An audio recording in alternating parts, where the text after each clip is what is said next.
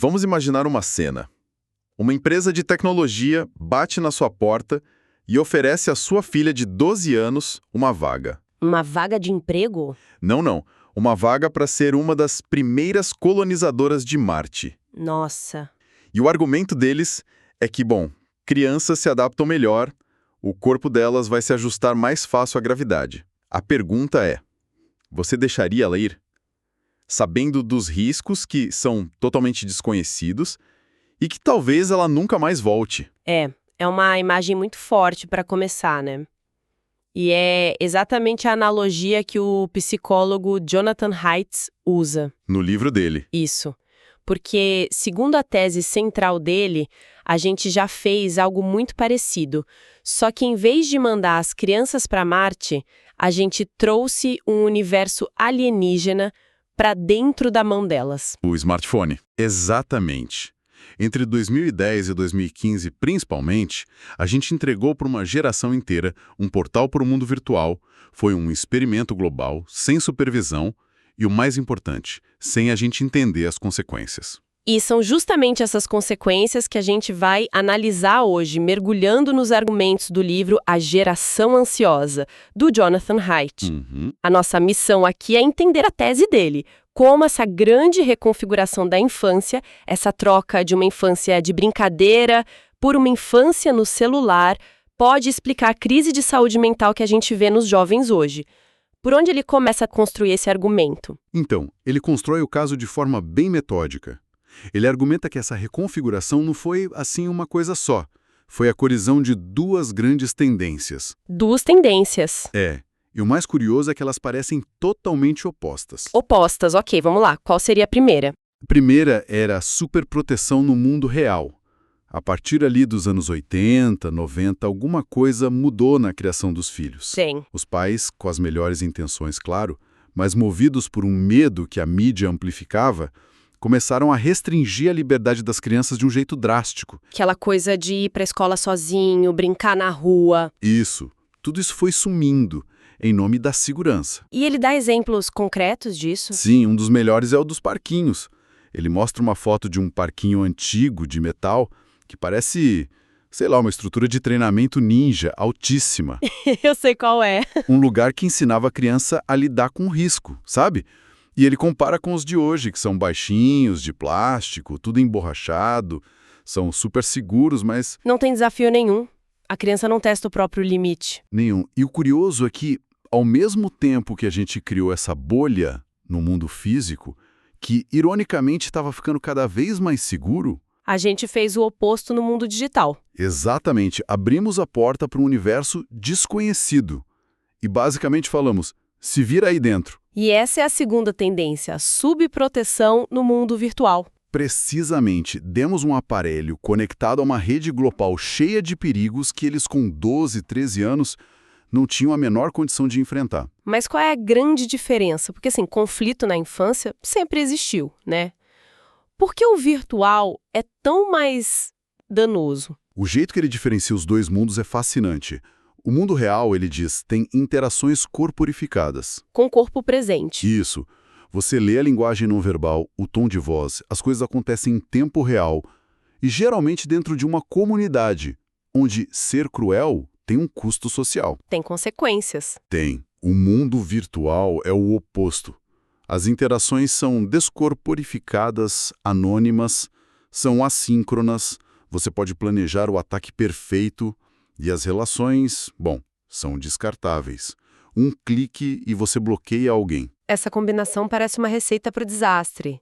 Um mundo real sem risco nenhum e um virtual cheio de perigos abstratos. E para explicar o dano disso, ele usa um conceito que eu acho genial do Nassim Taleb, antifragilidade. Esse conceito é a chave de tudo.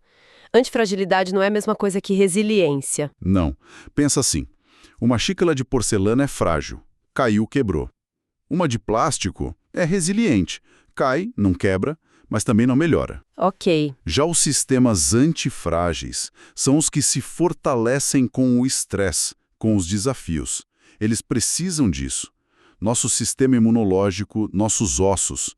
E, segundo Haidt, as crianças são profundamente antifrágeis. E ele tem alguma analogia para isso? para ficar mais claro? Tem uma ótima, a do projeto Biosfera 2. Eles criaram um ecossistema gigante fechado, e as árvores lá dentro cresceram super rápido. Parece bom. Só que elas começaram a tombar antes de ficarem maduras. Ninguém entendia por quê. E por que era? Faltava uma coisa: vento. Dentro da biosfera não tinha vento. Faltou o estresse que força a árvore a criar raízes fundas, madeira forte. As crianças, sem os ventos dos pequenos riscos do dia a dia, não desenvolvem essa força. Então, sem esses pequenos estresses positivos, o que acontece no cérebro delas? Como isso vira ansiedade? Aí ele entra em outra ideia. A de que nosso cérebro opera em dois modos, o modo descoberta e o modo defesa. Descoberta e defesa. O modo descoberta é quando a gente está aberto, curioso, buscando oportunidade. Criança em loja de doce, sabe? C. O modo defesa é o oposto. O cérebro está procurando ameaça, perigo. A tese dele é que essa infância reconfigurada empurra a geração Z para um modo defesa crônico. Tudo parece uma ameaça. O que é basicamente a definição de um transtorno de ansiedade. Exato. Ele até conta a história da cachorrinha dele, a Wilmer, que é um exemplo perfeito de como o sistema deveria funcionar. Ah, conta! Quando ela era filhote, no parque, ela viu um cachorro maior e o instinto era medo, modo defesa. Mas a curiosidade, o modo descoberta, estava lá também. Então ela ficava naquele impasse. Isso. Ela ia e voltava, se aproximava um pouquinho, fugia. Dava uma volta, tentava de novo, cada vez chegando mais perto. Ela estava sozinha, calibrando o risco, exercitando o sistema dela. E muitas crianças hoje não têm essa chance, né? Nenhuma. Ok, então a gente já entendeu que a falta dessas experiências no mundo real é um problema. Mas a tese vai além. Ele diz que o celular não só tira o que é bom, mas adiciona coisas ruins. Prejuízos diretos, ativos, quais são os principais? São 4. O primeiro é o custo de oportunidade. Cada hora na tela é uma hora a menos dormindo, brincando, conversando cara a cara. Ou até ficando entediado, que é importante. Crucial para a criatividade. Depois desse vem o primeiro dano direto, que é a privação social. Privação social. Tem um gráfico no livro que é, olha, de cair o queixo. Mostra a porcentagem de adolescentes que se encontravam com amigos quase todo dia. A linha é estável por décadas. E a partir de 2010... Ela despenca. Eu vi esse gráfico. É um abismo. É um abismo. E o que se perde com isso? É, o que a gente perde quando essas interações desaparecem. Perde o que ele chama de sintonização. É a dança sutil da conversa, de ler a expressão do outro, de esperar sua vez, de discordar sem brigar. A base das habilidades sociais. Faz todo sentido. O segundo prejuízo que ele lista é a privação de sono. Esse parece bem direto ao ponto. Sim, super direto. Celular no quarto, luz azul, notificação. É roubar horas preciosas de sono. E para o cérebro adolescente que está em plena obra, sono não é luxo, é essencial. E a falta crônica de sono é um gatilho para ansiedade e depressão. Um gatilho direto. O terceiro dano é um que eu acho que todo mundo sente. Não só os jovens. A fragmentação da atenção. Nossa, nem me fale. Ele cita uma pesquisadora, a Sherry Turkle, que diz: estamos sempre em outro lugar. Perfeito. E tem um estudo, Brain Drain, que mostrou que só a presença do celular, mesmo desligado na mesa, já diminui a nossa capacidade de concentração. É impressionante. É aquela coceira mental de querer checar o tempo todo. E o último prejuízo é o mais sombrio de todos, o vício. É. E ele abre essa parte com uma história pessoal, que é de partir o coração. A filha dele de 6 anos... 6 anos? 6, jogando num tablet. No meio do jogo ela olha para ele e fala: papai, você pode tirar o tablet de mim? Eu tô tentando parar de olhar, mas não consigo. Meu Deus! Uma criança de 6 anos reconhecendo que perdeu o controle.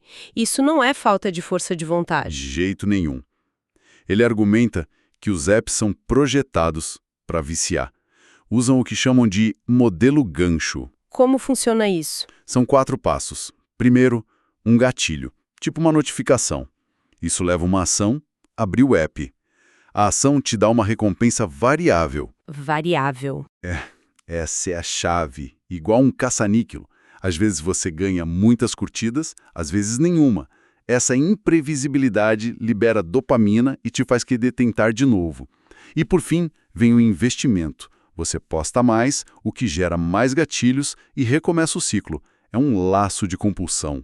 Fica claro que esses danos são universais, mas o livro também distingue bem como eles afetam meninos e meninas de formas diferentes, né? Sim, eles pegam caminhos distintos para chegar num lugar de sofrimento parecido. Para as meninas, a crise é muito clara nas estatísticas. O aumento é maior nelas. Muito maior.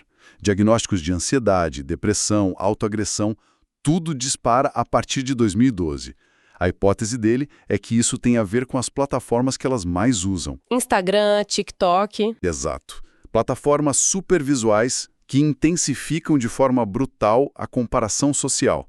É um fluxo infinito de corpos perfeitos, vidas perfeitas, bem na fase em que a autoestima é mais frágil. E tem também o que ele chama de agressão relacional, né? Sim, fofoca, exclusão, que agora acontece 24 horas por dia, de forma pública e permanente. E ele até menciona um fenômeno bizarro, o tal do contágio sociogênico. O que é isso? É um dos exemplos mais perturbadores.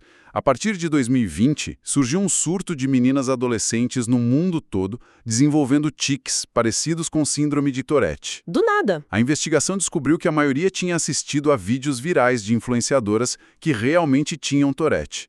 De algum jeito, os sintomas se espalharam socialmente pela rede. Que loucura! Mostra como a mente é sugestionável na cidade. E os meninos? A história é outra, é mais um sumiço do mundo real. Exatamente. A crise dos meninos é uma crise de retraimento. Ele mostra um dado que parece bom, mas é terrível. O de admissões em hospitais por ferimentos não intencionais. E esse dado caiu. Desabou. Meninos, historicamente, se machucam. Caem de bicicleta, sobem em árvore. A partir de 2010, isso para. Ou seja, eles pararam de correr riscos no mundo físico. Pararam. E foram para onde? Migraram em massa para o mundo virtual dos jogos online e da pornografia. E o que eles encontram lá que não acham mais aqui fora? Agência, competência, pertencimento. Num jogo você é um herói, tem missões claras, é recompensado. O problema é que é uma competência que não se transfere para o mundo real, para uma entrevista de emprego, por exemplo. E vira um vício para muitos. Para uma minoria, em torno de 7%, sim. Um vício que consome a vida deles. Então, no final das contas, as meninas vão para uma espiral de comparação e os meninos para um refúgio virtual. Mas eles chegam num lugar parecido. Sim, um lugar que o sociólogo Durkheim chamou de anomia. É uma sensação de falta de normas, de desorientação, de que a vida não tem um propósito. E, de novo, tem um gráfico para isso. Mostrando o quê? A porcentagem de jovens que concordam com a frase "a vida muitas vezes parece sem sentido" sobe vertiginosamente depois de 2012. Para os dois. Juntando tudo, o quadro é devastador. É a grande reconfiguração. A superproteção no mundo físico e a subproteção no virtual tiraram uma geração do ambiente para a qual a gente evoluiu, a Terra, e colocaram ela para crescer em Marte. Exatamente essa a conclusão. E isso leva a uma reflexão final que ele faz no livro que vai além da psicologia. É quase espiritual. Que seria? Ele argumenta que essa vida no celular, fragmentada, inibe práticas que sempre trouxeram sentido para os humanos. Uma delas é a capacidade de sentir admiração. Admiração, no sentido de estar diante de algo maior que você. Exatamente. Especialmente pela natureza. Ele conta que deu um exercício para os alunos dele. Fazer uma caminhada reverencial. Caminhada reverencial? A instrução era simples. Sair por 20 minutos, em silêncio, sem celular, só para notar a beleza ao redor. Numa folha, no céu, num prédio. E qual foi o resultado? Ele diz que muitos voltaram transformados. Relataram uma redução imediata na ansiedade, uma sensação de conexão. É um exercício simples, mas poderoso, e que deixa uma provocação final, imagino. Deixa sim. A provocação que fica é: quando foi a última vez que a gente se permitiu essa experiência de admiração desconectada? E mais importante, que mundo a gente está construindo se as nossas crianças estão perdendo a capacidade de se maravilhar com a Terra, porque estão ocupadas demais, vivendo em Marte?